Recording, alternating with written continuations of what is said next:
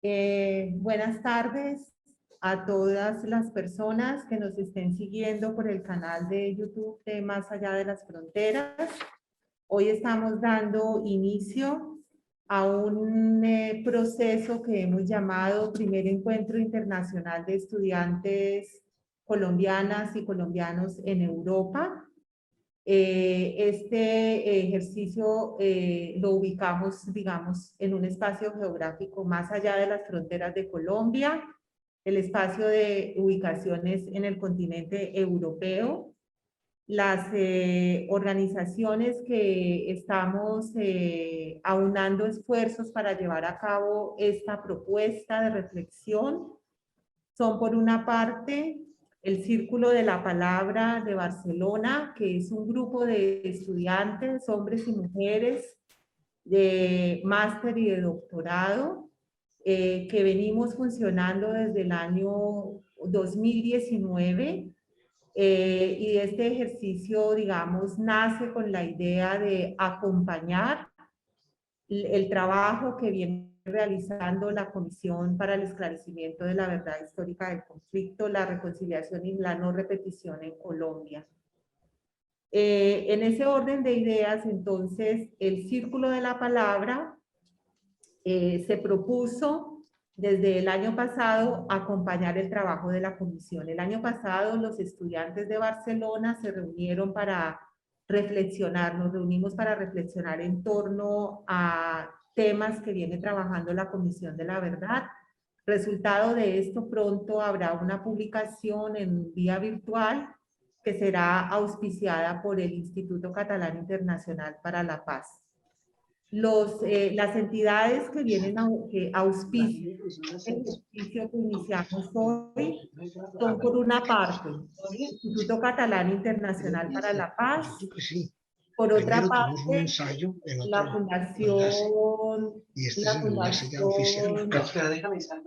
Sueca para los Derechos Humanos, Adler, y un grupo de estudiantes de Suecia, de universidades de Suecia, también de los grados de máster y de doctorado, que han sido convocados por esta institución, Fundación Sueca para los Derechos Humanos. Este ejercicio está dividido en dos partes. Por una parte, vamos a tener 5 conversatorios con el que iniciamos el día de hoy. El primero, vamos a trabajar el tema de la verdad como bien público, y en ese orden, pues entonces ya daríamos comienzo, digamos, al ejercicio a partir de hoy. 5 conversatorios que irían hasta la primera semana de agosto, con un intermedio de 2 semanas entre cada uno de ellos. Ustedes podrán observar en los materiales que se vayan colgando en la página de Más Allá de las Fronteras, pueden encontrar los contenidos, los ponentes y las fechas en las cuales vamos a realizar los respectivos ejercicios. Para finalizar, quiero enfatizar en que este ejercicio básicamente tiene como objetivo fundamental arropar, cobijar, acompañar, solidarizarnos con el trabajo que viene realizando la Comisión para la Verdad. Tenemos en cuenta que este año, la última semana de noviembre, será presentado el informe de la Comisión, y en las circunstancias tan difíciles que atravesamos en Colombia, hoy más que nunca, el papel de la verdad como bien público juega un papel importante y definitivo en poder asimilar, en poder construir y en poder buscar una salida a la luz de este túnel que nos encontramos en el momento. Entonces, no siendo más, doy la palabra a la señora Ulrika Strand, de la Fundación Sueca para los Derechos Humanos. Entonces, bienvenida, Ulrika. Muchísimas gracias y un saludo y abrazos de Suecia. Yo soy Ulrika Strand, secretaria general de la Fundación Sueca para los Derechos Humanos. A nombre entonces de la Fundación Sueca, queríamos decir algunas palabras muy... Hoy. ¿Qué pasó? ¿Qué pasó? Se cortó el internet, pero ya está. ¿Me escuchan? Sí, tuvimos un lapsus, disculpe. ¿Puede continuar? ¿Ahorita me escucha? Sí. Sí. Perfecto, parece que la conexión es mala acá en mi casa. Bueno, entonces algunas palabras muy cortas. Para nosotros es un honor formar parte de este proceso. La Fundación Sueca ha trabajado por muchos años en Colombia colaborando con varias organizaciones de derechos humanos y estos últimos años hemos sido una de las organizaciones acompañantes a la Comisión de la Verdad en Colombia.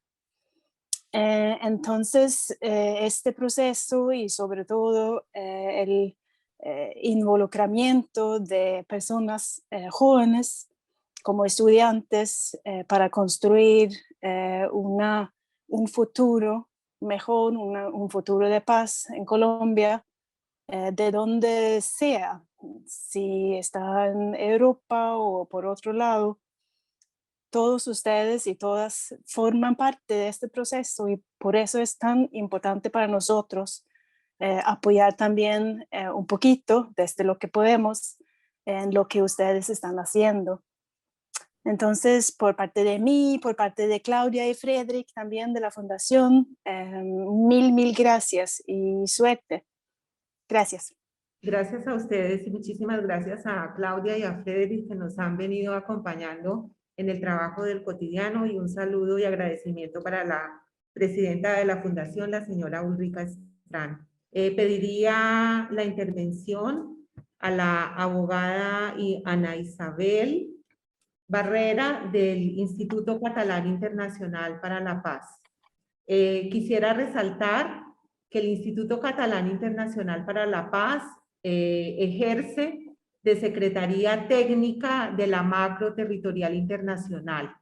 Para quienes nos siguen y no saben, no tienen conocimiento qué es la Macro Territorial Internacional, es la confluencia de 25 agrupaciones de nodos que a su vez son espacios donde se juntan organizaciones de colombianos en el exterior y organizaciones de personas que están en diferentes países. Hay 25 nodos en todo el mundo, y para el espacio europeo, para el continente europeo, el Instituto Catalán Internacional de la Paz ejerce como Secretaría Técnica Internacional de los Nodos en Europa.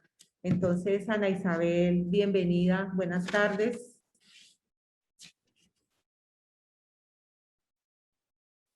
Hola, soy Ana Isabel Barrera y hago parte, como decía Doris, del ICIP, que es el Institut Català Internacional per la Pau, y de la Secretaría Técnica de la Comisión de la Verdad en Europa. Buenas tardes y buenos días a todas las personas que nos acompañan desde cualquier lugar.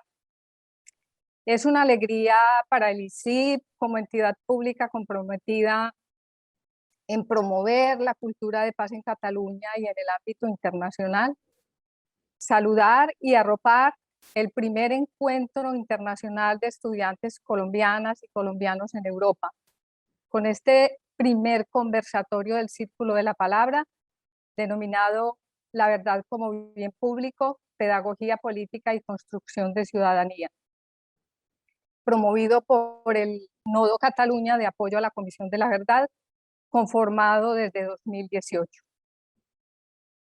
Podría ser que no haya una comisión de la verdad que haya pasado por las coyunturas que durante estos casi 3 años ha asumido la de Colombia. El informe final dirá, entre otros aspectos, qué nos pasó para comprender por qué nos pasó. De ahí la importancia de que las y los estudiantes aporten como sujetos políticos desde ejercicios responsables como este a la ambientación y pedagogía del informe final, que no solo ayudará e inspirará a la sociedad colombiana, sino a otros procesos de memoria y verdad. Así pues, este no es un comienzo, sino fruto de un proceso, el cual abre hoy públicamente el componente de esta reflexión colectiva desde la academia sobre la construcción de paz en Colombia, desde temas relevantes en torno a la verdad, la reconciliación y la no repetición, en el marco de la Comisión de la Verdad y por ende del sistema de justicia transicional y el proceso de paz de Colombia. Bienvenidas y bienvenidos al ejercicio de la palabra que construye y anima a continuar trabajando por la paz, ahora más que nunca. A las y los estudiantes colombianas y colombianos, a la juventud en primera línea, desde donde quiera que estén, y a todas las personas que intervienen, muchísimas gracias.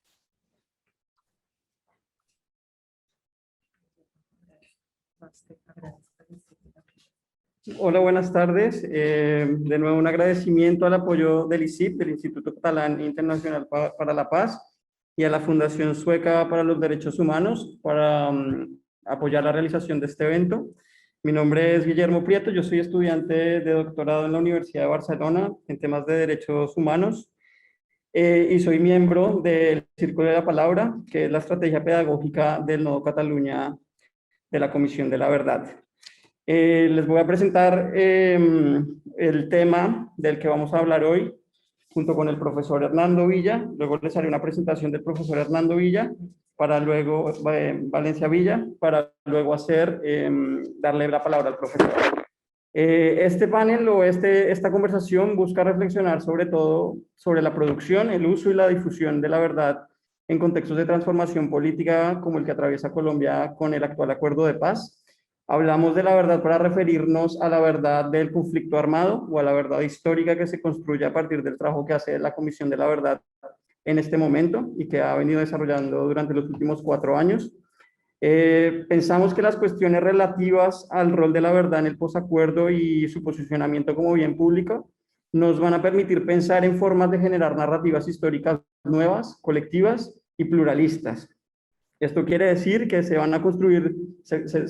desea construir un conocimiento histórico en contacto directo con la ciudadanía y en la búsqueda de maneras para la accesibilidad y la democratización de la verdad para lograr una transición hacia una sociedad más justa y consciente.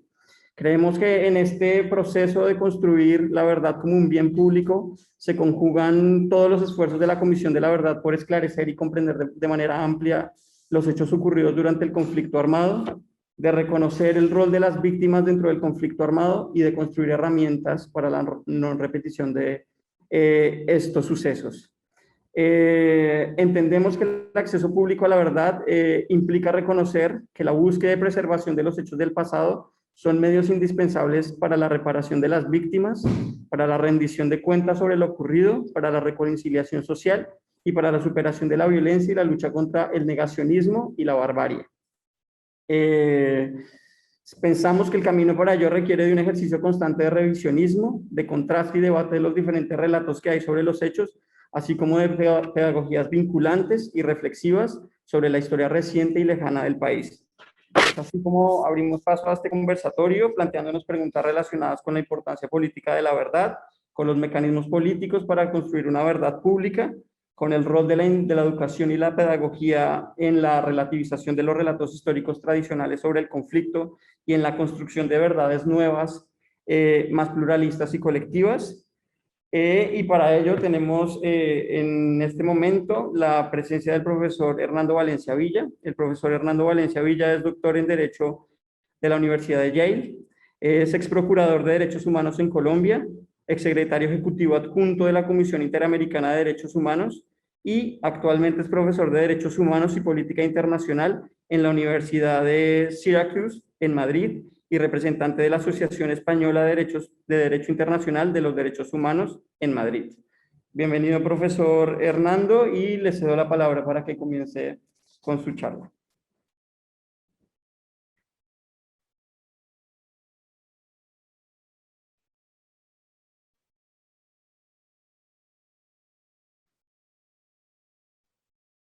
Profesor, tiene que prender el micrófono. Sí, eso hago. Ok. Buenas tardes. Es un honor y una alegría compartir con todos ustedes esta sesión del proceso que conducirá al primer encuentro internacional de estudiantes colombianos en Europa en torno a la verdad y al derecho a saber como contribución de la diáspora colombiana en Europa a los trabajos de la Comisión de la Verdad en Colombia. Muchas gracias a mi querida amiga y colega Doris Ardila y a Guillermo Prieto, que me han presentado, y a todos ustedes por su atención. Quisiera hacer una intervención más o menos breve para proponer una serie de ideas básicas, fundamentales, sobre la verdad como bien público, con el propósito principal de alimentar la reflexión y la discusión, es decir, la conversación entre todos nosotros. Y el hecho de que estén expuestas con cierto brío, con cierto entusiasmo, no significa que yo no esté convencido, como lo estoy, de que todos estos temas están abiertos a muy diferentes perspectivas, a muy diversas lecturas, y son obviamente susceptibles de amplia discusión. Quiero empezar diciendo que la verdad existe. No una verdad con mayúsculas, solitaria y absoluta, en poder de alguien o de algunos, sino el resultado del esfuerzo de los humanos por conectar con la realidad, por comunicarnos con el mundo, por construir juntos el mundo que compartimos. Por eso me atrevo a empezar con una definición eminentemente práctica de trabajo de lo que entiendo por la verdad, que obviamente es opinable, pero que puede servir para la conversación. En mi opinión, la verdad es la concordancia entre la realidad y el pensamiento, entre la realidad y mi pensamiento o nuestro pensamiento. Y se produce cuando cada uno de nosotros, o varios de nosotros, o muchos de nosotros, reconocemos los hechos, asumimos que hay una realidad fuera de nosotros y tratamos de actuar en consecuencia con ese reconocimiento. Obviamente, a lo largo de la historia ha habido muchas concepciones sobre lo que es o lo que debe ser la verdad. Yo quisiera simplemente mencionar dos que me parecen pertinentes para esta presentación. Una primera concepción, que es la que ha prevalecido y prevalece todavía en muchas latitudes, en muchos ámbitos, que podríamos llamar trascendental o absoluta, según la cual la verdad existe en un lugar y bajo unas condiciones y en unos términos específicos, y que por tanto es una concepción de la verdad que está estrechamente relacionada con las filosofías tradicionales,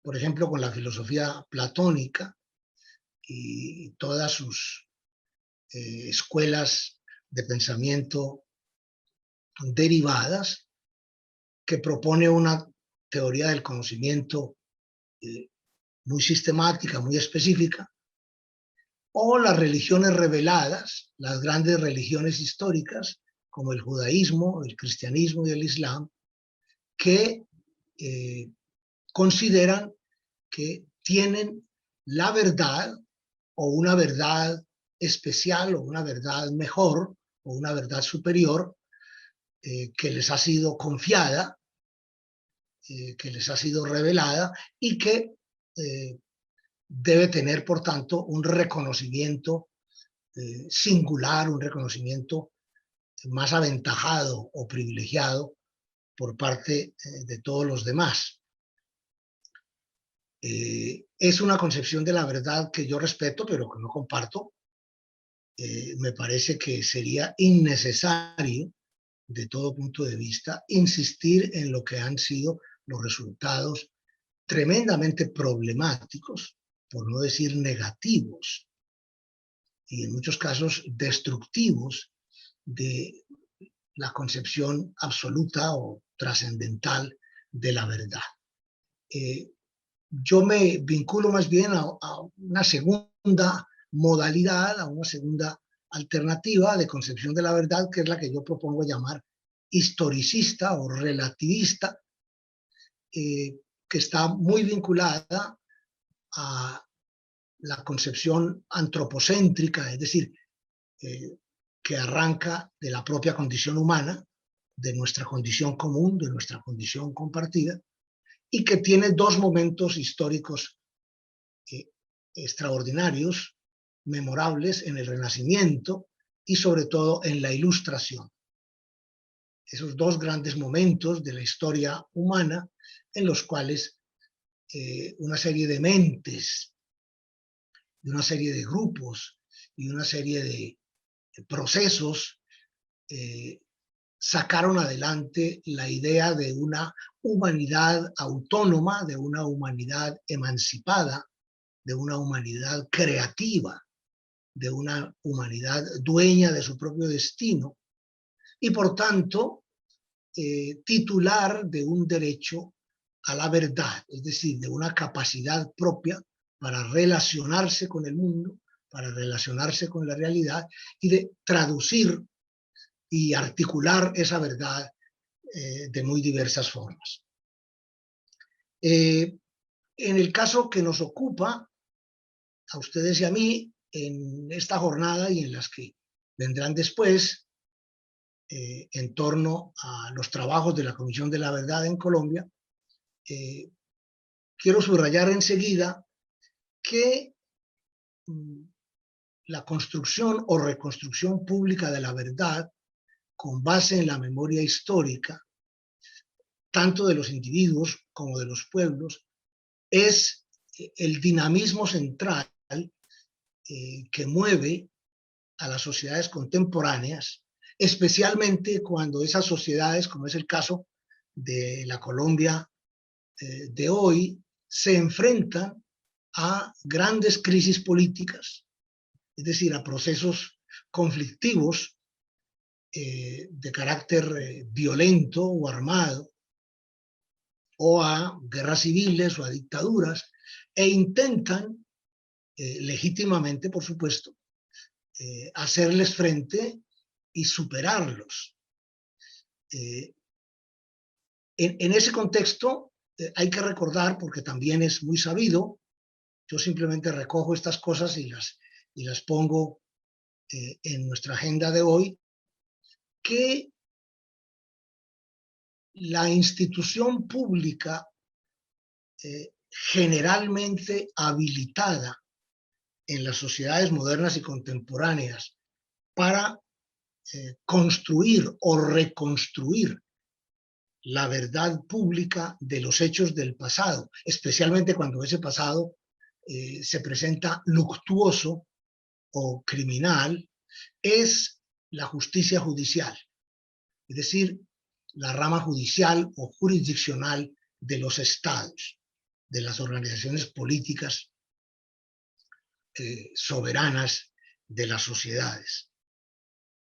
Ahora bien, cuando los aparatos judiciales, es decir, los tribunales y los juzgados, por razones que no se escapan a ninguno de nosotros, no pueden o no quieren contribuir, como es su deber, no solo jurídico, sino también político y moral, a ofrecer una verdad pública que permita hacer frente a los conflictos, hacer frente a las diferencias, hacer frente a las necesidades y a las aspiraciones de los individuos y de los grupos en la medida en que chocan, que entran en conflicto e intentan articularse o imponerse o entenderse las unas y las otras. En esa medida, cuando las instituciones judiciales no están en condiciones, repito, o por propia decisión o por incapacidad objetiva de prestar ese servicio, que es en principio la respuesta más legítima y más eficaz de las sociedades a sus procesos conflictivos, nos hemos inventado en estas últimas décadas algunas fórmulas, algunas respuestas para compensar esa carencia, para llenar ese vacío y tratar entonces de construir o reconstruir la verdad pública de los hechos del pasado, de suerte que estemos en condiciones de enfrentar y superar la crisis política que nos afecta, o, en otras palabras, de pasar página después de haberla leído. No se puede pasar página sin haberla leído. Eso parece obvio, pero hay que repetirlo como un mantra. Y en el caso colombiano es una verdad de apuño, que es, en mi opinión, la que inspira en último término, como la causa de las causas, el proceso de paz de La Habana y muy específicamente la creación y la operación de la Comisión de la Verdad. Las comisiones de la verdad son entonces instituciones ad hoc, instituciones especiales, instituciones creadas específicamente con el propósito de llenar un vacío, de prestar un servicio durante un tiempo, con unas características singulares, con unas características especiales de representatividad y de operatividad, con una composición mixta, muy pluralista, muy amplia, que refleje lo mejor posible la complejidad, incluso la conflictividad de la sociedad a la que tratan de responder, a la que tratan de ofrecer una versión de su verdad, de su historia, de su conflicto o de su crisis.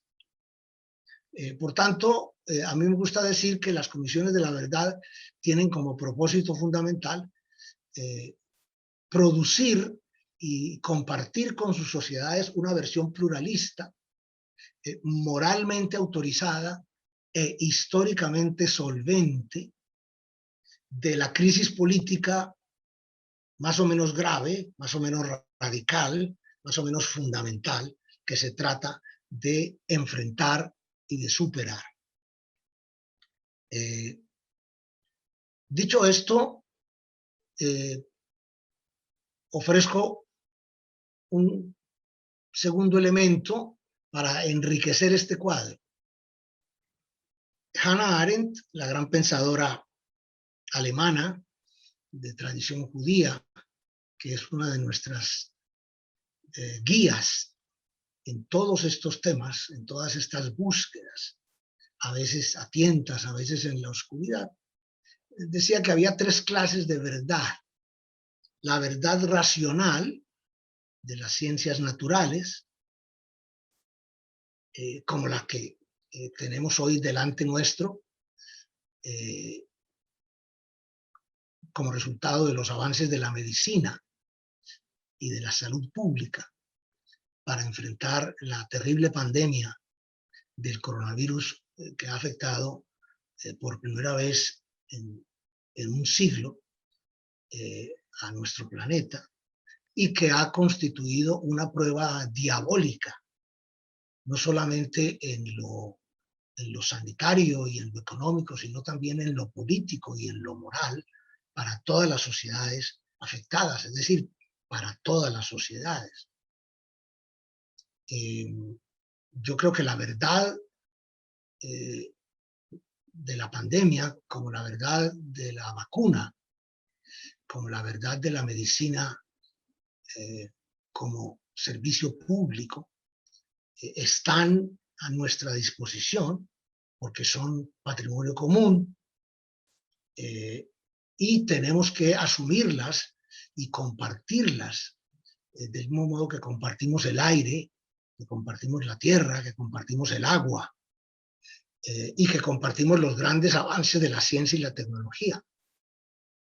Hay una segunda modalidad de verdad, según Hannah Arendt, que es la verdad factual de las ciencias sociales, que es la que más nos concierne en el caso de las condiciones de la verdad, que es la que nos ofrece la historia, la sociología, la ciencia política, el derecho, la economía, la psicología, la antropología y las otras disciplinas académicas o universitarias que intentan descifrar el mundo y habilitarnos para leerlo y para compartirlo y para preservarlo en un sentido y para cambiarlo en otro o en otros.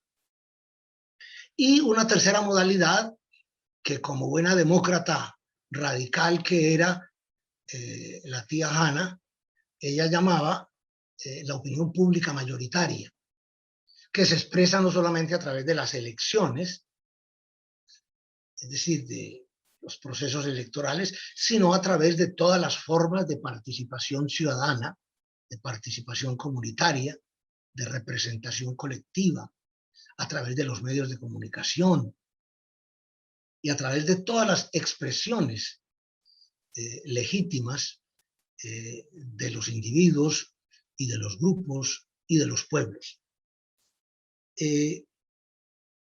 La verdad factual, entonces, la verdad que nos proporcionan en conjunto y de una manera muy dinámica y muy creativa, a veces incluso un tanto caótica en las ciencias sociales, es la que alimenta necesariamente el trabajo de las justicias, el trabajo de los tribunales y de los juzgados en las sociedades contemporáneas y, en su caso, el trabajo de las comisiones de la verdad,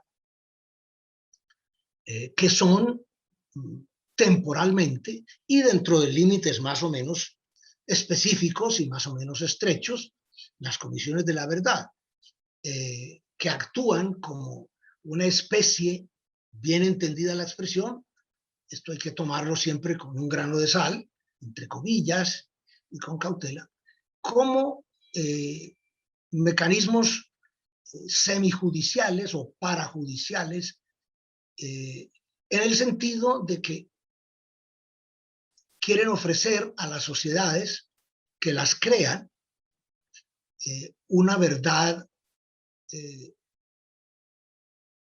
eminentemente colectiva, eminentemente pública y eminentemente comprometida con la igualdad, con la participación, con el cambio, con las libertades fundamentales, para que la sociedad disponga al menos de una caja de herramientas que le permita superar el atolladero, el callejón sin salida en que eventualmente se encuentre.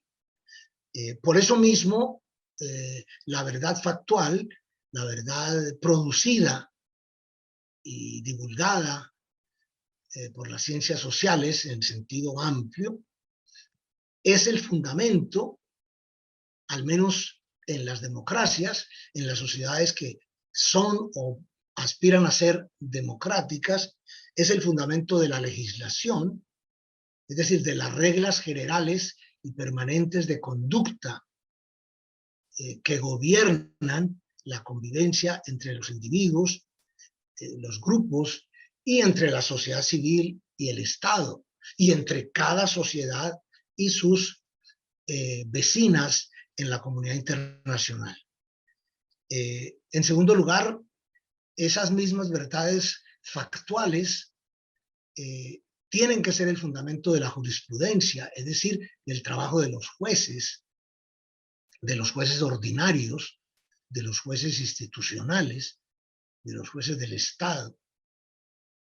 Porque yo no puedo entender, y en esto quiero ser muy enfático, el trabajo de los jueces y de los tribunales, sino como la respuesta directa de un grupo de profesionales especializados en la interpretación y aplicación de la ley del Estado a los problemas de las gentes de carne y hueso de su país, de su tiempo, que comparten con ellos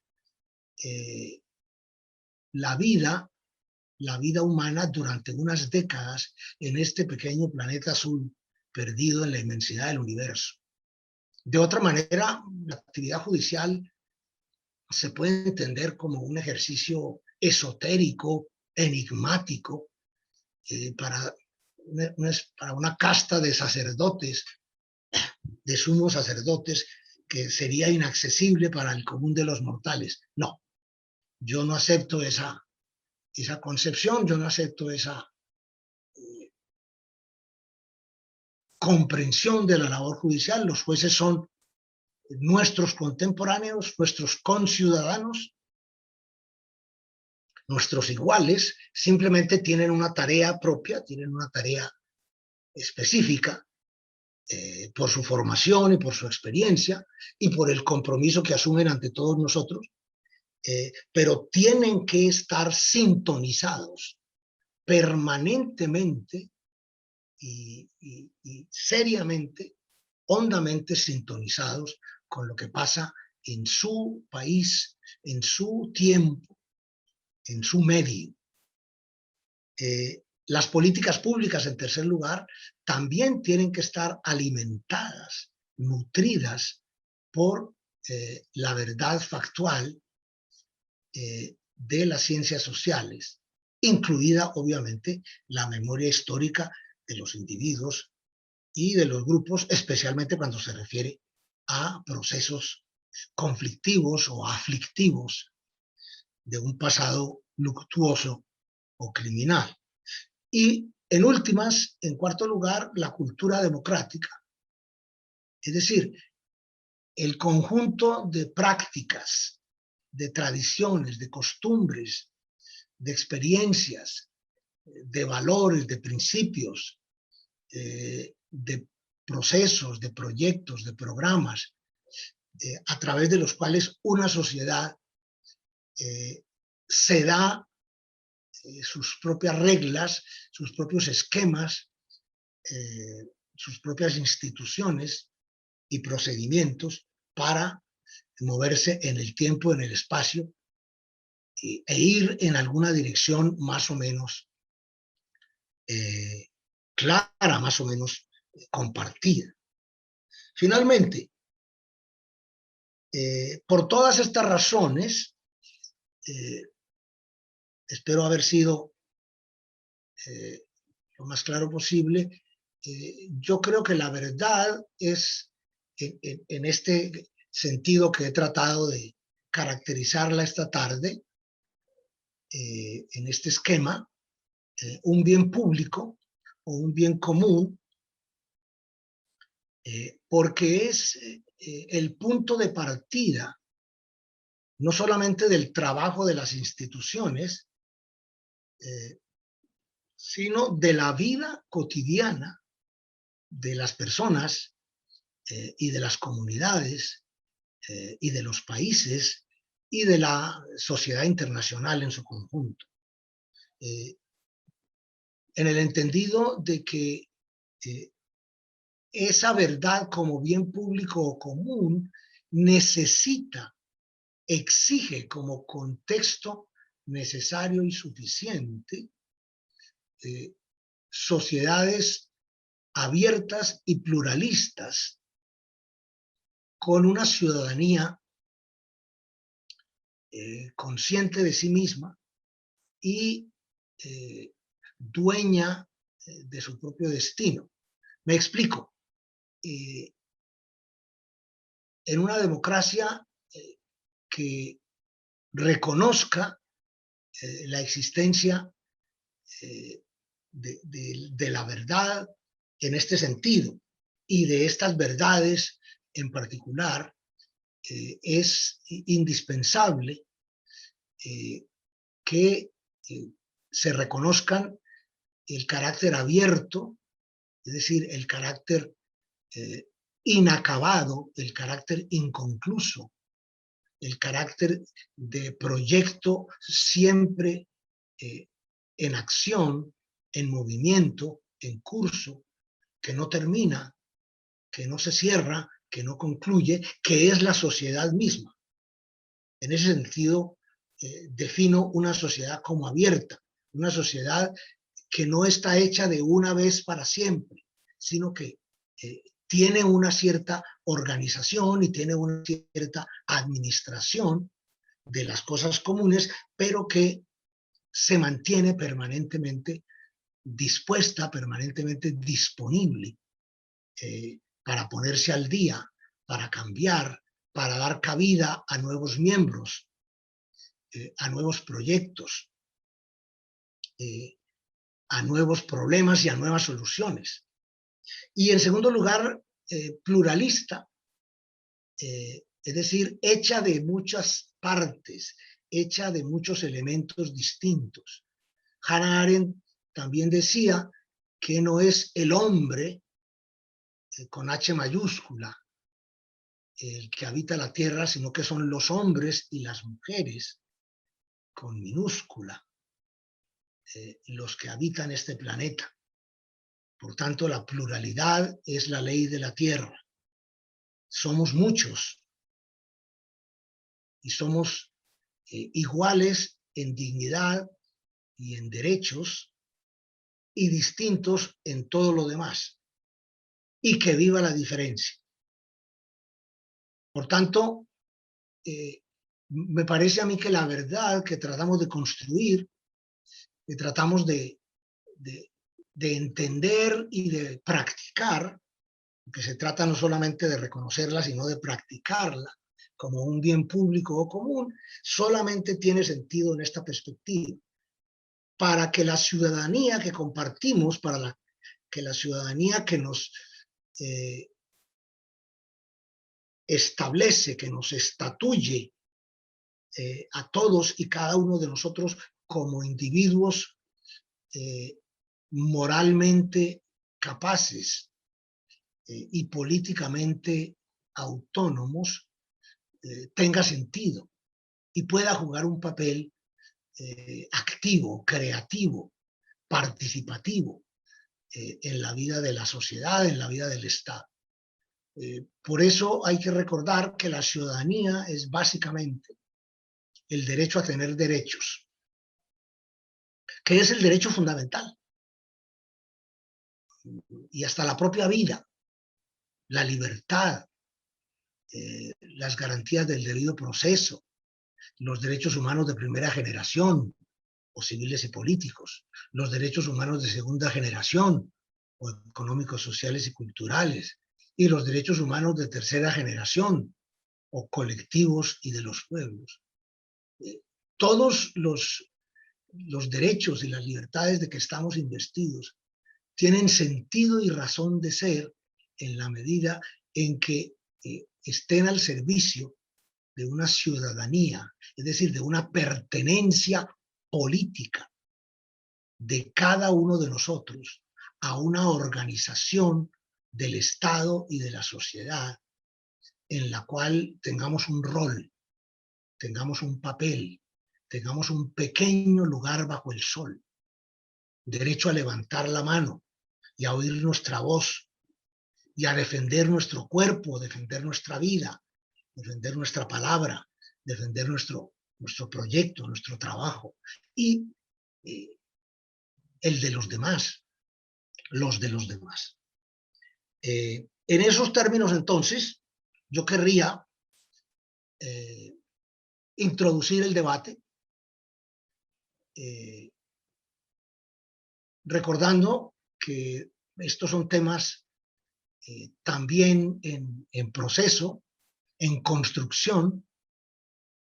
Repito, yo los planteo con brío, con energía, porque creo en ellos, porque llevo muchos años trabajando estos temas y he tenido que pagar un cierto precio por ello, pero estoy obviamente abierto a toda clase de preguntas, a toda clase de observaciones y de preocupaciones. Si puedo contribuir a reformularlas o a aclararlas, pues estoy a disposición de todos ustedes. Muchas gracias.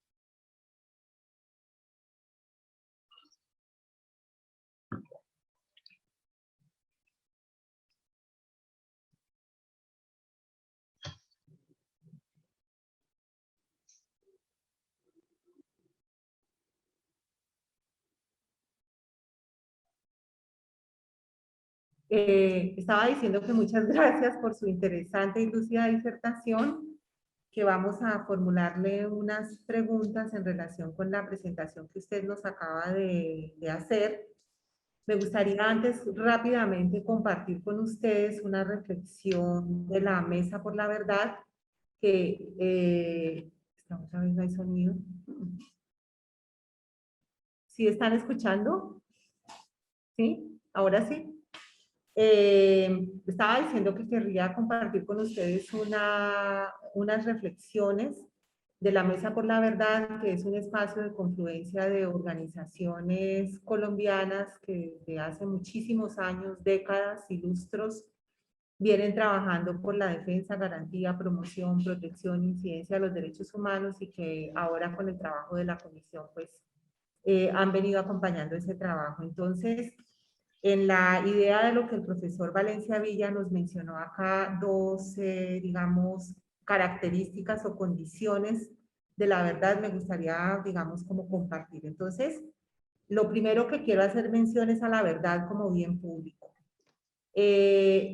La verdad como bien público implica ver la verdad como algo que concierne a todos, al conjunto de la sociedad y no solo a los que estuvieron o están directamente implicados en el conflicto armado como víctimas o como responsables, porque ya no lo mencionaba el profesor Valencia Villa, pues que la Comisión de la Verdad es una forma de, un mecanismo resultado del acuerdo de paz y enmarcado en el espacio de la justicia transicional. Entonces, en ese orden, la verdad permite la reconciliación, realiza los derechos de las víctimas, hace uso de este concepto que tendría tres finalidades en el contexto actual de la disputa por la verdad. La primera es ver a la verdad como una construcción de la sociedad que viene desde hace varias décadas, especialmente gracias a los esfuerzos del movimiento de víctimas y de los derechos humanos, y que ha ido conquistando terreno político institucional, como por ejemplo la Ley 1448, las modificaciones de la Ley 975 y el mismo Acuerdo de Paz, pero que en la coyuntura colombiana actual sigue en disputa y que debe continuar ganando terreno para convertirse en una bandera de toda la sociedad. Proceso que supera a la comisión y que debemos trabajar en ella. Por ahora, arropar la próxima presentación del informe, pero esto no se acaba con la presentación del informe. Hay un trabajo que tenemos por delante. Y en segunda medida, la verdad como bien público tiene un sentido transicional de verdad como elemento fundamental para la no repetición y la consolidación de la democracia. Finalmente, ver la verdad como bien público vuelve más fuerte al movimiento por la verdad porque un esfuerzo marginal de pequeños sectores termina siendo algo de toda la sociedad. Y por otra parte, digamos como un grupo de, un sector de la sociedad que piensa la verdad como bien común. Hay un debate hasta qué punto el concepto de bien público es el apropiado para hablar del valor de la verdad, teniendo en cuenta el alcance político que posee el lenguaje. Algunas organizaciones consideran que el concepto de bien público relacionado con prácticas de uso, gestión, adquisición e incluso enajenación de lo público limita el alcance social que se busca que tenga la verdad y se corre el riesgo de que se vea la verdad como valor de cambio en algunos sectores de la sociedad. Asimismo, el término bien público puede generar en algún momento equívocos de que la verdad va a ser administrada, regulada, gestionada desde una entidad gubernamental, reduciendo el carácter social que debe tener. De esta manera se entiende la utilización de la verdad como un bien común en el entendido de que este concepto va más allá de lo público y que se traduce en un conjunto de expresiones políticas, sociales, culturales que incluyen a toda la sociedad. Esto lleva a entender la verdad como algo compartido, plural y recíproco, que crea comunidad dentro de una responsabilidad conjunta, que es el propósito que tenemos frente al reto que tiene la Comisión al final de este año de entregarnos a la sociedad colombiana un informe sobre el esclarecimiento de la verdad. Entonces, en ese sentido y en conformidad, digamos, con las ideas que plantea el profesor Valencia Villa sobre la ciudadanía, me gustaría preguntarle, profesor Valencia Villa, ¿cuáles considera usted que son los mecanismos políticos que son necesarios para la difusión, para la apropiación de la verdad histórica?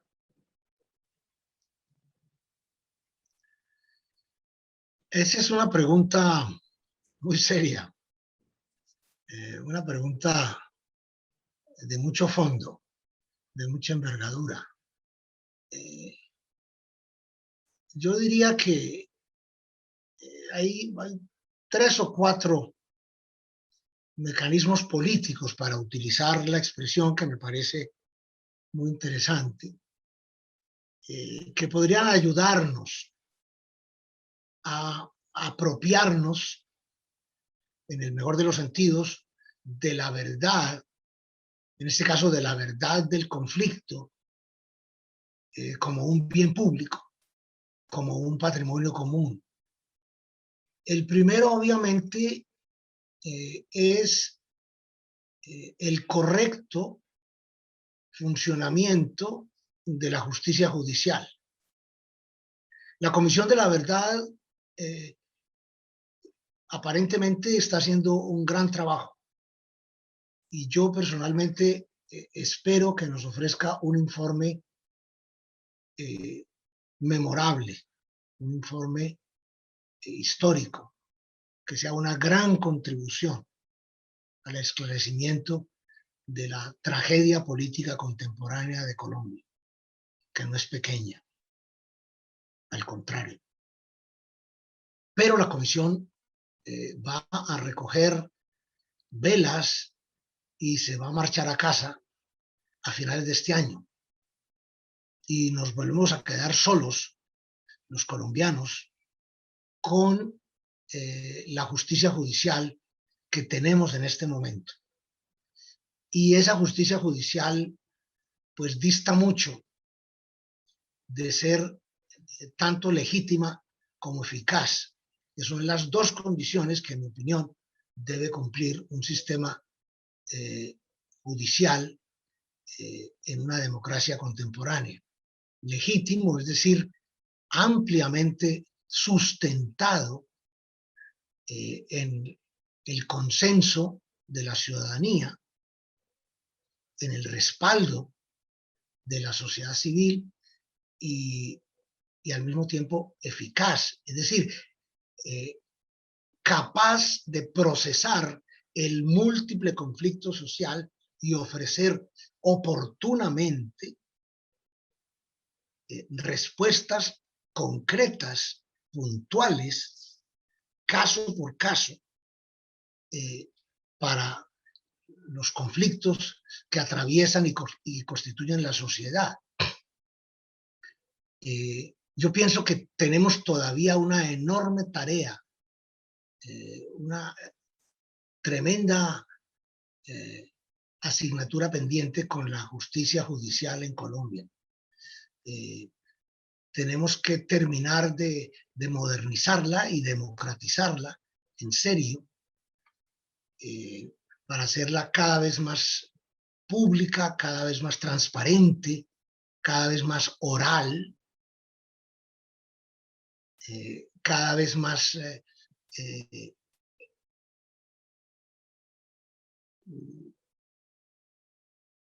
sensible a las demandas de la sociedad.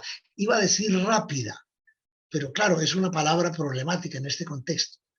No se trata de acelerar el trabajo de una organización como la justicia judicial, que es por definición parsimoniosa, ceremoniosa, por no decir lenta, pero sí de hacerla mucho más responsiva, mucho más responsable frente a la sociedad.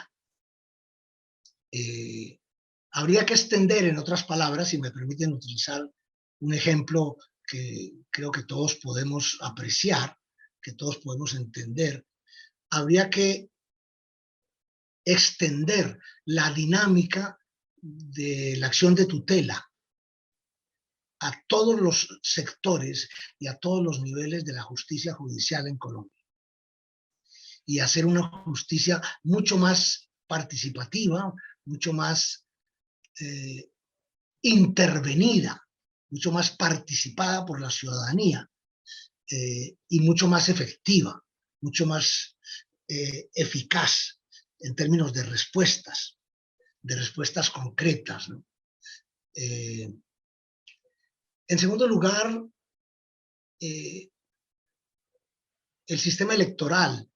El país tiene un problema muy serio con lo que se solían llamar entre nosotros los cuerpos colegiados, es decir, las asambleas y órganos de representación política de la sociedad, como el Congreso Nacional, las asambleas departamentales, los consejos municipales y otras instancias en las cuales la sociedad civil debe estar o está ya representada.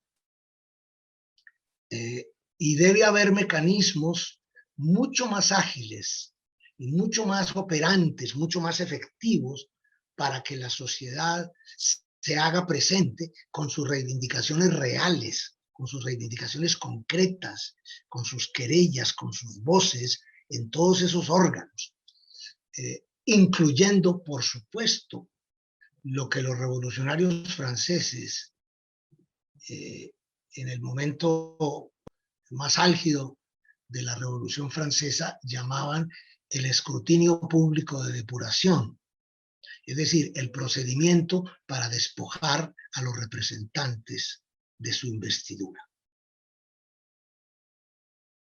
Ese me parece a mí que es el mecanismo más eficiente a disposición de las sociedades contemporáneas para luchar contra la corrupción y contra la inoperancia de las instituciones de representación popular.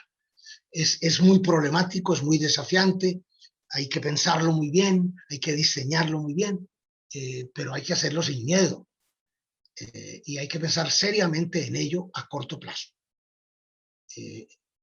Eso se llamaba, repito, en la Francia revolucionaria, en la Francia de los jacobinos, el escrutinio público de depuración.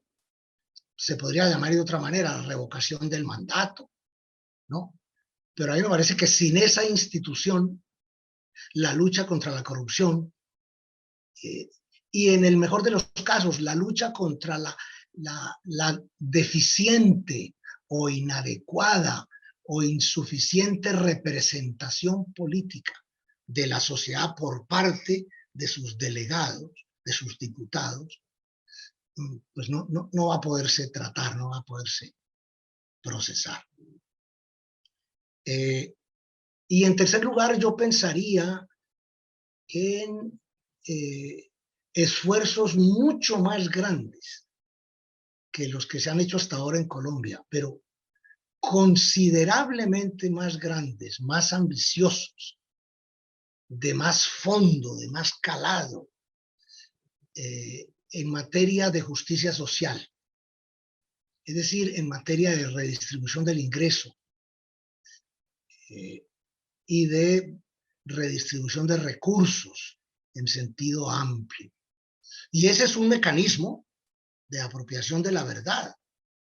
Si somos una democracia y el territorio es de todos y sus recursos son de todos y las instituciones nos representan a todos y los gobernantes nos sirven a todos, pues eso hay que tomarlo en serio y hay que llevarlo lógicamente a sus conclusiones últimas, a sus conclusiones finales. Y para mí una de las paradojas más irónicas y más sangrientas del paro nacional, tan dramático, tan trágico que ha vivido el país en estas últimas semanas, es que empezó por una reforma tributaria torpe, injusta, inconsulta, planteada por el gobierno actual del país en una forma muy desafortunada. Y sin embargo, en mi opinión, una de las cosas que Colombia está necesitando como agua de mayo, según dicen los españoles, es una reforma tributaria seria, profunda, radical, una reforma tributaria redistributiva, una reforma tributaria que por primera vez grave las rentas de capital y ponga a tributar el capital, que deje de gravar como hasta ahora al trabajo, las rentas de trabajo de la clase trabajadora y de las clases medias, y empiece a gravar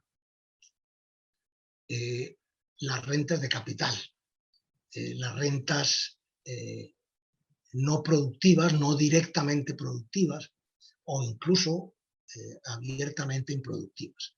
Pero claro, ¿es eso factible? ¿Es eso viable a corto o mediano plazo? Pero yo no sé si en el debate actual que hay en Colombia en torno al paro nacional, ha surgido este tema. Es posible que sí, puedo estar mal informado. Me disculpo por ello si así fuere, pero yo creo que el país sí necesita una reforma tributaria, solo que una reforma tributaria completamente distinta, en una perspectiva completamente diferente, como necesita una reforma agraria. Ustedes saben que en América Latina solamente hay 2 países que tienen la frontera agrícola abierta, como dicen los expertos, es decir, 2 países en los cuales se continúa ampliando la frontera agrícola, se continúa deforestando, se continúa alterando la capa vegetal de carácter natural que existe en el territorio, que son Brasil y Colombia. Y ustedes saben también que se ha dicho desde hace muchos años, por lo menos desde 1981, con el famoso artículo de William Ramírez, que la guerrilla en Colombia ha sido básicamente una forma de colonización armada del territorio. En cualquier caso, Colombia es el único país de América Latina de su tamaño relativo, es decir, entre los países medianos y grandes de América Latina, al lado de México, Brasil, Argentina, Chile, Perú, Venezuela, que no ha hecho reforma agraria. Y todos sabemos que buena parte del conflicto armado interno tiene al menos como origen histórico y como una de sus fuentes nutricias la cuestión de la tierra, la cuestión agraria, al punto que en la agenda de las conversaciones de paz de La Habana, ese fue el primer punto del proceso. Entonces, ahí hay algunas ideas, digamos, en perspectivas como perspectivas de mecanismos políticos, ¿no? Participación ciudadana ampliada, mejorada, fortalecida, una reforma electoral de fondo, pero que venga de la sociedad civil, que no venga de los partidos políticos, ni de los sectores dirigentes o empresariales, sino de la sociedad civil. Y un esfuerzo en materia de justicia social mucho más serio, mucho más comprometido, mucho más militante. Porque al menos desde aquí, desde España, y lo digo con el corazón en la mano, lo que pone en evidencia de manera dramática, de manera estremecedora el paro nacional que hay en este momento en Colombia es la injusticia social que sigue caracterizando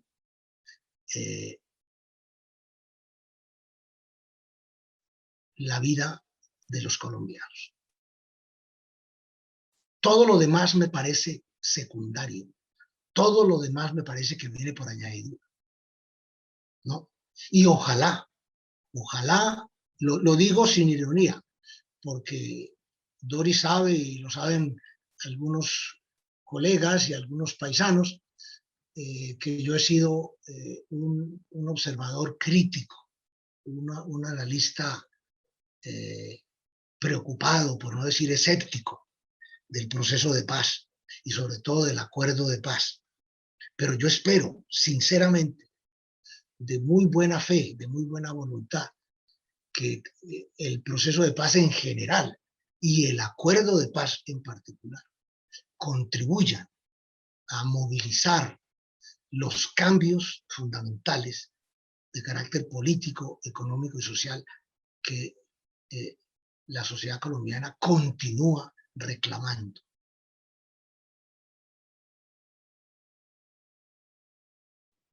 Profesor Hernando, en medio del debate sobre la importancia de la verdad y su patrimonialización o democratización, aparecen como una especie de fantasmas en el proceso que le impiden. Uno de ellos es el negacionismo y para hablar de manera más particular del negacionismo que se vive actualmente sobre el conflicto armado en Colombia, o es decir, la negación de la existencia de un conflicto armado en Colombia.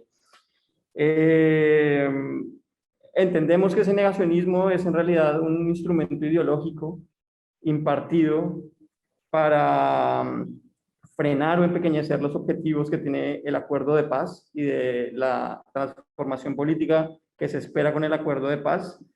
Pero nos interrogamos además sobre, digamos, entendiendo esto, nos interrogamos sobre las finalidades psicológicas y políticas que tiene este negacionismo en la cultura política y en la construcción de ciudadanía. Y por ello quería preguntarle yo de cuál es el rol que cree usted que tiene la educación y la pedagogía en la relativización de este tipo de posturas frente al conflicto armado y de los relatos tradicionales que impiden un poco un conocimiento plural y colectivo sobre el conflicto armado y que a su vez, digamos, también impiden la redefinición de las verdades que se tienen sobre el conflicto.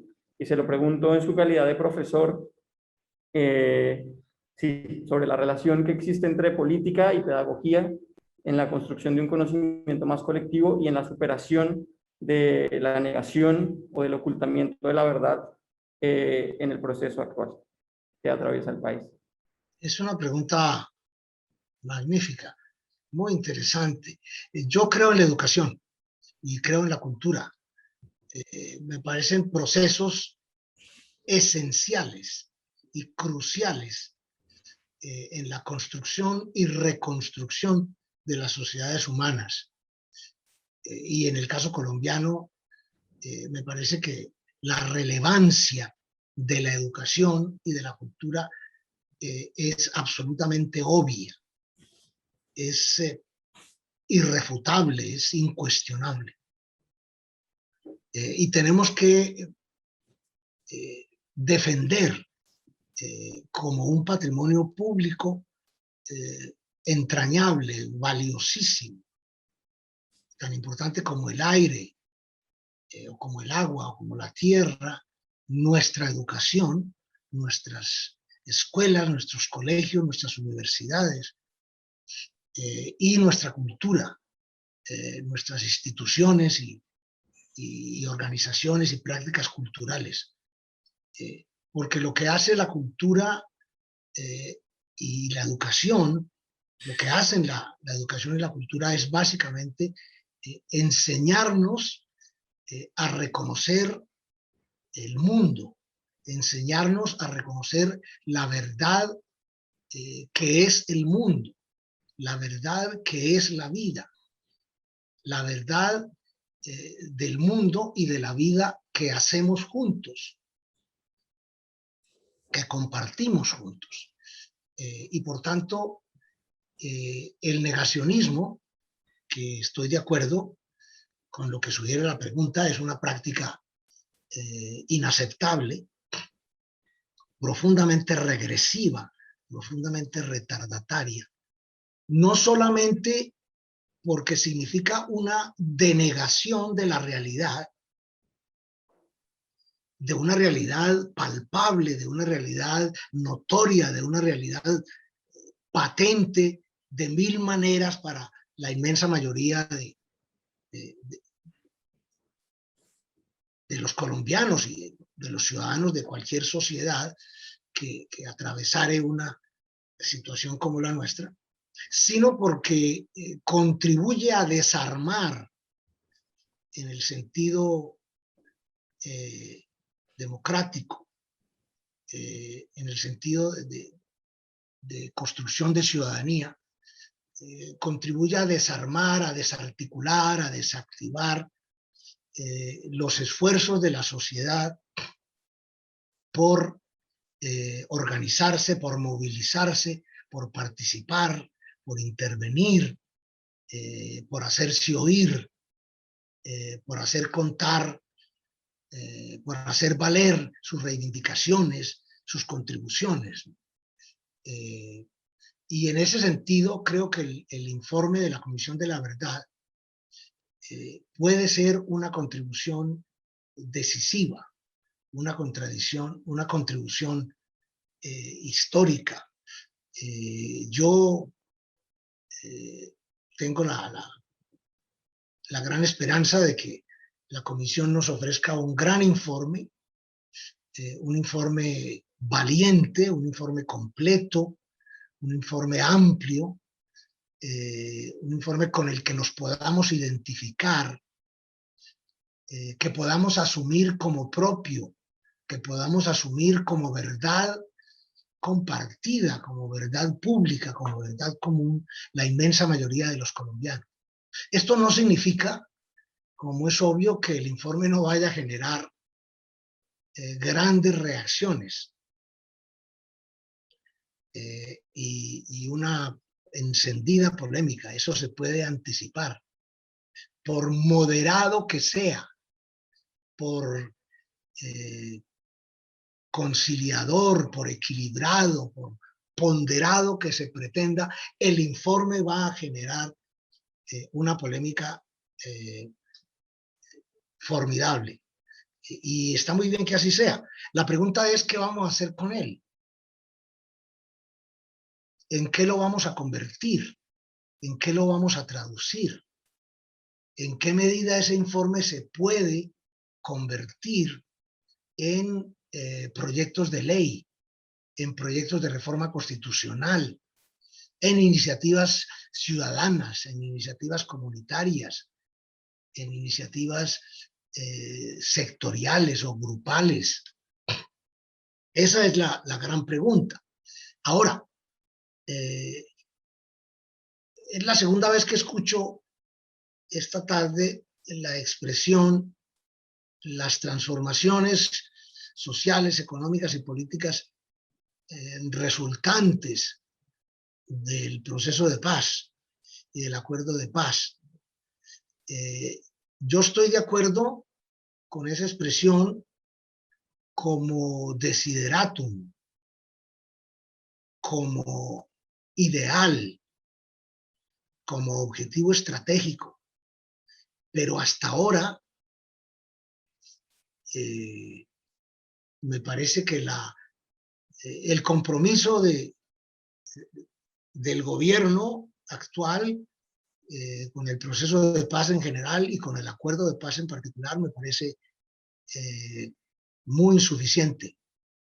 muy insatisfactorio. Y también el de la sociedad civil. No se pueden poner al mismo nivel, no se pueden comparar término a término, pero me parece que la sociedad civil colombiana se ha quedado corta. Me parece que su compromiso con todas las posibilidades y todas las potencialidades del acuerdo de paz tampoco ha estado a la altura de las circunstancias. En parte porque las circunstancias pues, no han sido propicias, en parte porque la vida sigue siendo muy difícil y muy injusta para muchos colombianos, pero en parte porque nos falta organización, nos falta movilización, y en parte porque hay sectores estratégicos de la sociedad colombiana, como la academia. Menciono ese caso en particular porque es mi sector, es al cual pertenezco, con el cual me identifico, que yo personalmente considero que no han estado a la altura de lo que podrían y deberían haber hecho como contribución intelectual, como contribución interpretativa, analítica, crítica de la inteligencia nacional sobre el proceso de paz y sobre el acuerdo de paz. Acaba de salir un libro, me lo mencionó el otro día Doris Ardila, publicado por una editorial inglesa muy prestigiosa que se llama Routledge, que se llama el Acuerdo Colombiano de Paz, una evaluación multidisciplinaria o interdisciplinaria. Y es un texto en el cual participan varios académicos e intelectuales colombianos, por supuesto.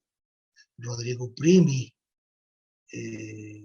Gustavo Gallón, Juan Carlos Ospina. Pero es un trabajo básicamente producido por un grupo de académicos norteamericanos y canadienses.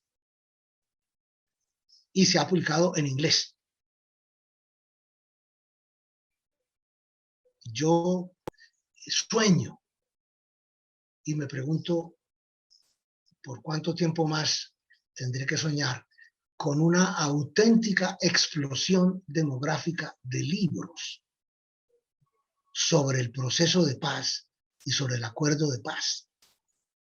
Ya han pasado 5 años. ¿Cuánto tiempo más va a esperar la academia colombiana, la inteligencia colombiana, para ofrecernos, por ejemplo, una interpretación rica, sofisticada, compleja, perspectivista, interdisciplinaria del acuerdo de paz, de un instrumento tan extraño, tan extravagante, tan aparatoso, tan complicado como el armisticio de La Habana? Tiene 400 páginas y es más complicado que el Tratado de Versalles, que puso fin a la Primera Guerra Mundial y fue firmado por 50 estados. ¿Qué estamos esperando? ¿Qué están esperando los intelectuales colombianos? Y no es suficientemente interesante, lo digo muy en serio, no es suficientemente interesante, no es suficientemente atractivo el acuerdo de paz de La Habana, el instrumento más raro, más complicado de la historia constitucional del país de las constituciones y de las enmiendas constitucionales de la República de Santander. Yo me declaro perplejo. Y para volver y rematar mi respuesta a tu pregunta, Guillermo, la mejor respuesta al negacionismo es la construcción de la verdad como verdades, la construcción de nuevas verdades, de muchas verdades, de verdades sobre todos los temas que nos importan, que realmente nos influyen, nos determinan. Y si estamos hablando del proceso de paz, de la Comisión de la Verdad, de la construcción de la verdad, por favor, ahí hay un terreno de una riqueza extraordinaria. Yo sé que se han publicado muchos trabajos, trato de mantenerme al día, puedo estar mal informado y me disculpo por ello. Si cometo alguna injusticia o alguna indelicadeza, sé que se han publicado muchos trabajos sobre la cuestión agraria, sobre la participación de las comunidades, sobre la situación de las mujeres, sobre la situación de las minorías, los afrodescendientes, los indígenas, etcétera. Y me parecen todos importantísimos, valiosísimos, irreemplazables, ¿no? Pero hay otros aspectos que me parece que no han sido atendidos, ni están siendo atendidos por la inteligencia colombiana. Aspectos estructurales, aspectos constitucionales, aspectos normativos. Finalmente, el Acuerdo de Paz de La Habana del 24 de noviembre de 2016 es una respuesta normativa al conflicto armado interno de Colombia, normativa. Es una norma complicadísima, de 400 páginas, muy difícil de interpretar, extraordinariamente difícil de interpretar, aún para los expertos, ¿no? Yo considero mucho el Tribunal Especial para la Paz y espero que nos dé una contribución tan importante o más, porque va a tener más tiempo, que la Comisión de la Verdad. Pero debo decir que hasta ahora su contribución ha sido muy discreta, por no decir muy modesta. Y han transcurrido ya varios años. Entonces, yo creo que ahí hay tareas, hay desafíos que nos están confrontando a todos.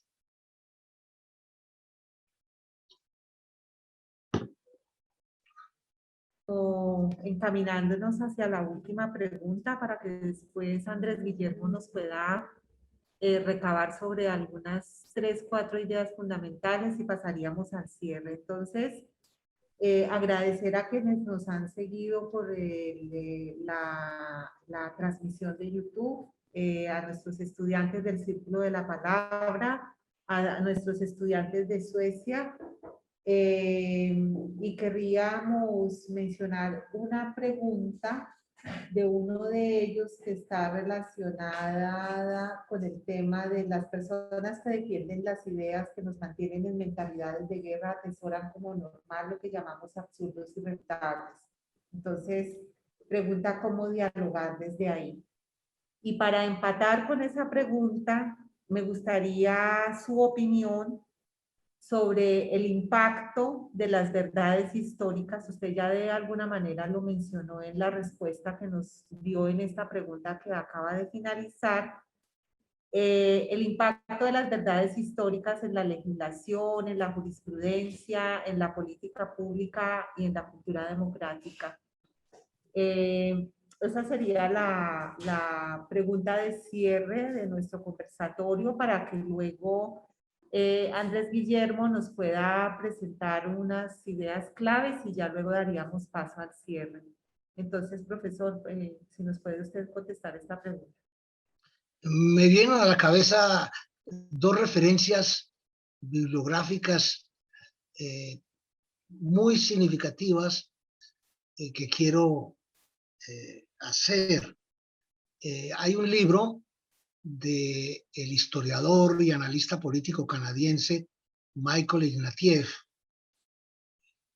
publicado por Taurus hace un par de años, que se llama Las virtudes ordinarias, que es un estudio fascinante de carácter empírico sobre la moralidad cotidiana, la moralidad práctica, efectiva, la realmente existente en una serie de comunidades de base en 8 países: Estados Unidos, Japón, varios de los países balcánicos, Brasil, varios países africanos. Y en el capítulo sobre Serbia y Bosnia y Herzegovina, que recomiendo enfáticamente, calurosamente a los colombianos, porque contiene unas páginas absolutamente clarividentes, luminosas, sobre la coyuntura en la cual se encuentra Colombia en este momento, a resultas del proceso de paz de La Habana. Él dice que las sociedades no pueden aspirar a reconciliarse consigo mismas, sino cuando los hechos, es decir, las verdades del pasado trágico que se trata de enfrentar y de superar, llegan a los libros de historia. Llegan a los textos escolares, llegan a los manuales universitarios y a los programas de enseñanza básica en las escuelas, en los colegios, en las universidades. Esa es una de las tareas que tenemos por delante, ¿no? Y a mí me parece muy útil mirarnos en el espejo de otras sociedades, no para imitarlas, no para copiar, sino para vernos a nosotros mismos tal como somos en esos otros espejos, en los espejos que son los demás, en los espejos que los demás nos pueden ofrecer, nos pueden brindar. Y en ese caso, pienso que lo que ha ocurrido en las últimas 3 décadas en los Balcanes, a raíz de las guerras de disolución de la antigua Yugoslavia, es particularmente ilustrativo y aleccionador para los colombianos. Del mismo modo que me sorprende que no le hayamos prestado más atención, espero que así lo haga, al menos en algún pasaje, en alguna nota de pie de página, el informe de la Comisión de la Verdad, al caso de Sierra Leona, el país africano que vivió una guerra civil feroz, de una crueldad, de una barbarie desaforadas, y que vivió un proceso de paz con tribunal especial y con comisión de la verdad al mismo tiempo, como Colombia. Es hasta donde mi conocimiento alcanza, salvo mejor opinión o información de alguien, el único otro caso nacional contemporáneo, la única otra experiencia contemporánea en la cual una sociedad trata de superar una guerra civil, porque eso es lo que ha habido en Colombia. Hasta que no llamemos a las cosas por su nombre, no tendremos verdades compartibles y compartidas. A través de un proceso de paz con tribunal especial y con comisión de la verdad. Repito, no para copiar, no para imitar, no para hacer mímesis, sino para enriquecer nuestra propia mente, para abrir el corazón, para llenarnos de motivos, para llenarnos de argumentos, para ilustrarnos más y mejor y tomar mejores decisiones. Tomar mejores decisiones. Y la otra referencia bibliográfica que hoy estuve revisando los dos libros que conozco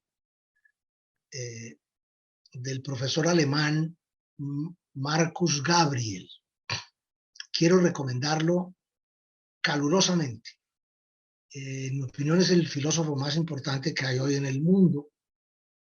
Es el claro sucesor de Habermas en el magisterio de la gran filosofía alemana contemporánea, pero con ventajas muy apreciables.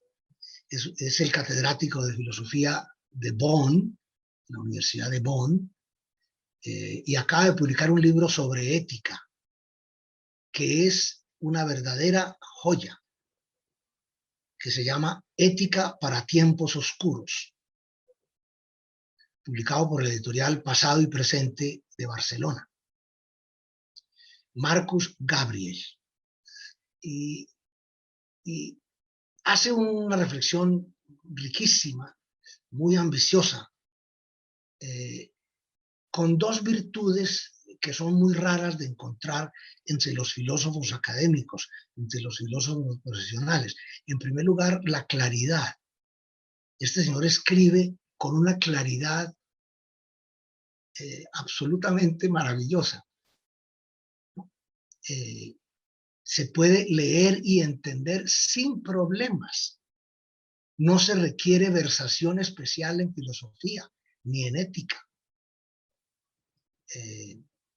Y segundo, porque es un auténtico demócrata en la mejor tradición de la Ilustración y de Kant y de la democracia contemporánea. Y este señor dice, alto y claro, hay valores universales, hay verdades objetivas, hay verdades compartibles y compartidas.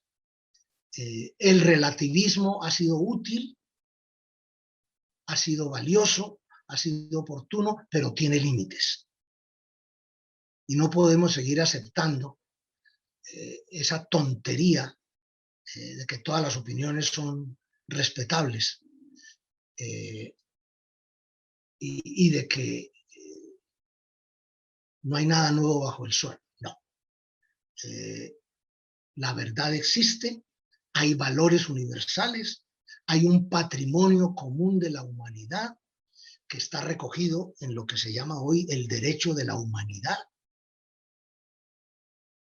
que es, como todos sabemos, la confluencia entre el derecho internacional de los derechos humanos, el derecho internacional de los conflictos armados y el derecho penal internacional, o derecho internacional penal. Es decir, el conjunto de normas de derecho internacional público contemporáneo que están al servicio de la defensa de los individuos y de los pueblos. Pues bien, eso es objetivo, eso es empírico, eso es demostrable, eso existe. Y la mejor prueba de la existencia de los derechos humanos, como decía Norberto Bobbio, es el consenso creciente de la humanidad. Por eso tenemos que salirle al paso con alma, vida y sombrero, como se dice en Colombia, con todo el brío y con toda la energía del caso a esas posturas negacionistas que están de moda aquí y allá, porque hay un patrimonio común de carácter ético, de carácter jurídico, de carácter humanístico, de carácter democrático, que es el resultado de una larga y honorable tradición y que es nuestra mejor caja de herramientas para vivir la vida compartida, para vivir la vida en el mundo que hacemos con los demás. De manera que, sin ningún ánimo dogmático, muchísimo menos como recomendaciones de un lector viejo, la única autoridad que yo tengo derecho a reclamar es la de un estudiante viejo. Yo no soy más que un estudiante viejo. Es lo único que reivindico. Y entonces recomiendo el libro de Ignatieff y los libros de Marcus Gabriel, especialmente el último, Ética para tiempos oscuros, que me parece luminoso, absolutamente esclarecedor, clarividente, y repito, de una claridad magistral, de una claridad ejemplar, que no es en absoluto común en los filósofos profesionales, mucho menos alemanes, ¿no? Y que supone, entre otras cosas, ajustes de cuentas muy oportunos y muy valientes y muy justicieros con lo que él llama la tradición nihilista de extrema derecha. Obviamente Nietzsche, Heidegger y Schmitt. Yo sé que muchos de mis paisanos y de mis colegas se horrorizarían al oírme decir lo que acabo de decir, pero lo sostengo. Y por fin hay un filósofo alemán de primerísima línea, ya con un reconocimiento internacional espectacular, que ha puesto en su sitio por primera vez a los nihilistas de extrema derecha, que tanto prestigio han tenido hasta ahora. ¿Y saben por qué? Y mi argumento es muy simple, porque podemos escoger. Si los únicos pensadores que tuviéramos a nuestra disposición fueran los nihilistas, los enemigos de la ilustración y del humanismo y de la democracia, pues no habría remedio, pero podemos escoger. Tenemos libertad de opción y hay un amplio abanico de pensadores y de referencias y de perspectivas que nos pueden enriquecer enormemente en la búsqueda de la verdad, en la construcción de la ciudadanía y en la defensa de la democracia y de los derechos fundamentales.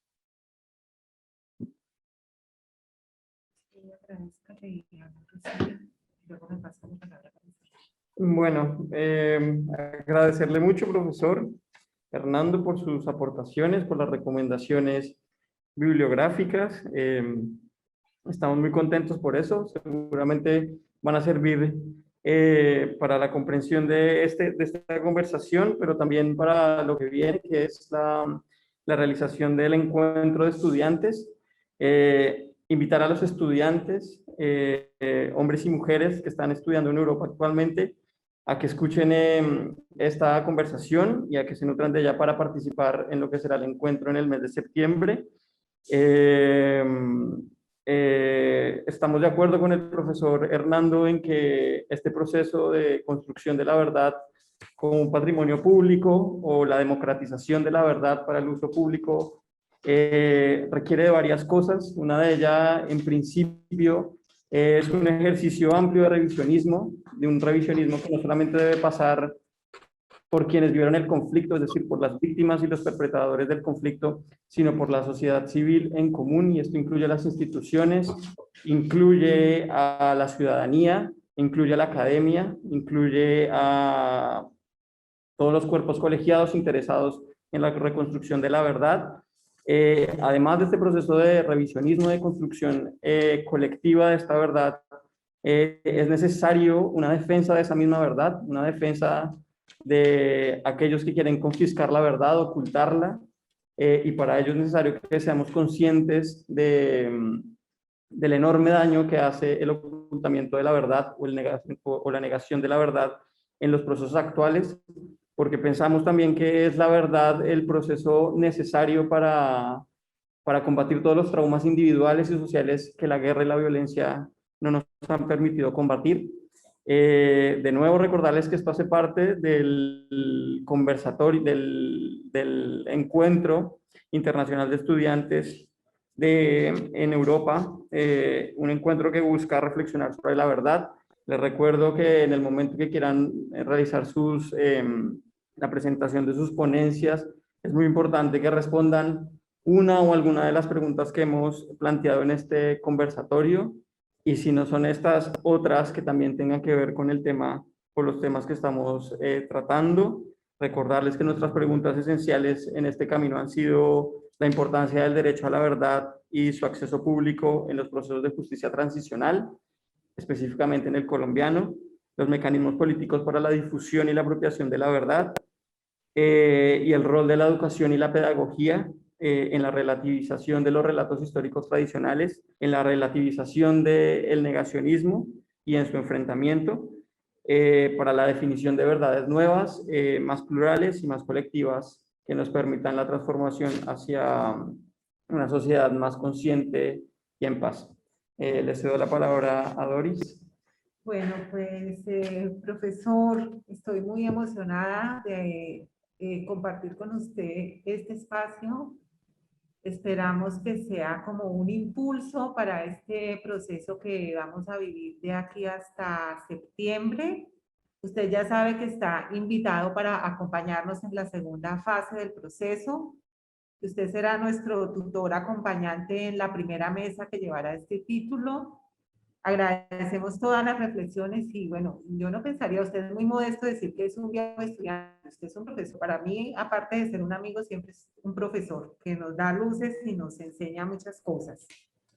Entonces, en ese orden de ideas, quisiera mencionar que tenemos unos retos, tenemos un reto técnico en seguimiento y monitoreo de toda la información que se produzca alrededor del trabajo que la Comisión de la Verdad viene realizando en Colombia. Tenemos un reto de incidencia política, ejercicios públicos y mediáticos como este que estamos realizando, de trasladar estas reflexiones a un público académico, pero también que ese público académico debe bajar de la nube y debe tener un compromiso con la sociedad colombiana y hacer una labor pedagógica. Es decir, protagonizar debate público, explicar en palabras que lleguen a muchos sectores de población. Tenemos que hacer poner también de frente como un reto programático que tiene que ver con la rendición de cuentas y desarrollar una labor comunicacional, porque aquí los medios de comunicación también juegan un papel importante, entonces tenemos que pensar en todos estos espacios para ver cómo podemos acompañar y arropar esta publicación del informe de la Comisión de la Verdad. De la misma manera, quisiera agradecer nuevamente al ICIP, quisiera agradecer a la Fundación Sueca para los Derechos Humanos, quisiera agradecer al profesor Hernando Valencia Villa, que desde el primer día que le contamos de esta idea nos dijo que nos acompañaba. Quisiera agradecer a los grupos de estudiantes del Círculo de la Palabra de Barcelona y a los estudiantes del grupo de Suecia, pues que hemos tratado de preparar unas reflexiones sobre esto y pues agrupar y coordinarnos para con este pequeño ejercicio poder trasladar ese apoyo y ese arropamiento que vendría para esta segunda parte del semestre del año entrante. Y como Guillermo Andrés ya lo mencionó, pues entonces los invito a que hagan seguimiento de nuestras redes virtuales para que puedan informarse sobre los siguientes conversatorios que tendremos a partir de hoy. El próximo es de hoy en 15 días. Entonces, pues los invito a que nos puedan acompañar. Y les agradecemos pues este tiempo que han compartido hoy ustedes con nosotros, a quienes nos han seguido por las redes virtuales.